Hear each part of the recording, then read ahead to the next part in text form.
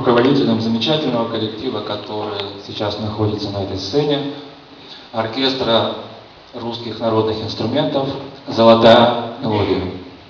Оркестра, который именно благодаря Сергею Николаевичу 16 лет назад и появился. Он был его первым главным дирижером.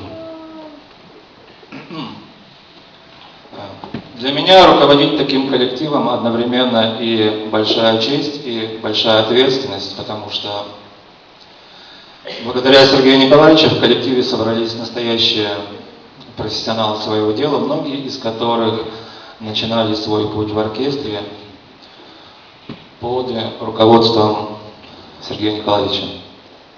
Были его коллегами и друзьями. И мы стараемся в меру сил продолжать те традиции, которые заложил Сергей Николаевич. Я бы хотел поблагодарить Татьяну Владимировну за предоставленную нам сегодня возможность выступить на этой сцене.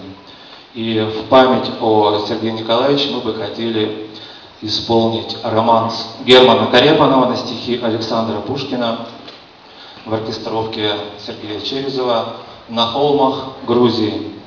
Солистка Вероника Пушина.